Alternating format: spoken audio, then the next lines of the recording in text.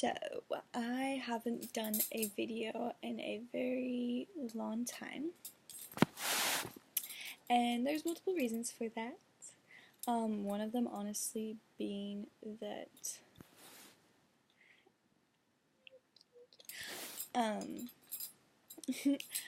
I got self-conscious, I would say, and it's not in a bad way necessarily, but the fact that Facebook was such a safe place for me for vulnerability and community and exchange in that, and that it kind of became less that.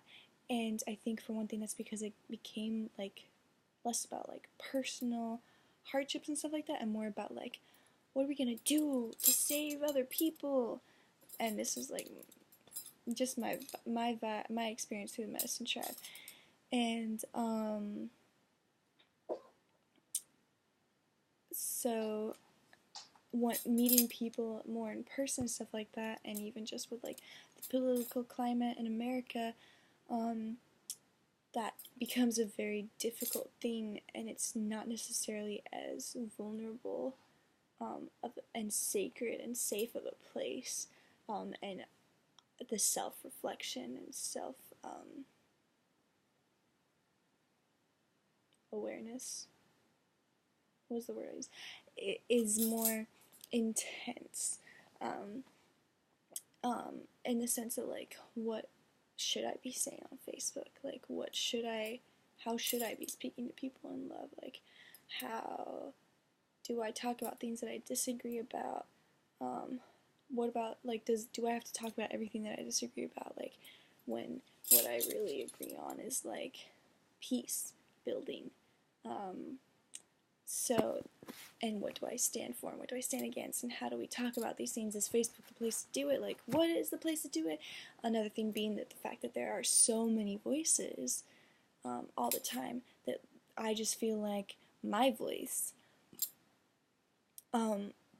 not that it's not important, but maybe not in every situation. And if we talk so much about like every voice should be heard, then when do we ever listen if we are continuously speaking? So that was just my time of self-reflection, and I feel like, yes, I maybe got a little lost in it, and that's why I'm coming out again. But kind of in all that lineage of like, how do you like deal with this stuff,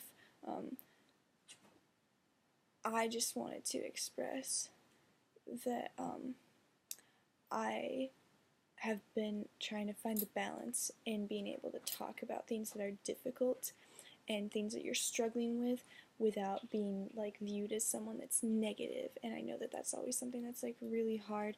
And I really want to say, like, we need to be able to talk about things that are difficult and things that are dissonant within us, even if that's in a community, and in a situation that should be perfect, because nothing is perfect, and the very thing that probably made that thing so good was that it was real, and it talked about the fact that there are issues, and it brought people like a place that they can talk about these things, and that's something that especially Americans really struggle with, talking negatively about things, or people, or like having like dissonance doesn't necessarily mean that you are rejecting the situation or that you're unhappy with it, but it's often viewed as that.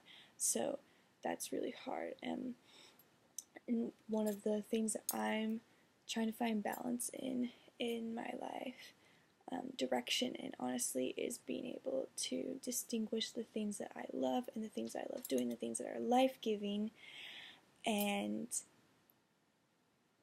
not getting stuck in thinking about all these things, but just like moving forward, and being okay with not everything being what I'm focusing at the same time, but not losing focus of those other things as well. So that's hard, and it's hard to still go with my instinct, and at the same time to know that that instinct is maybe influenced by like, what's my instinct that I should trust, and what's the thing that is my worldview that I can, like, kind of rise above, right? And I think that that's hard too, because, like, we should be following our instincts, and at the same time,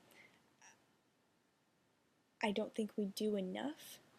And at the same time, there's also, like, a lot of this, like, culture, like, pressure to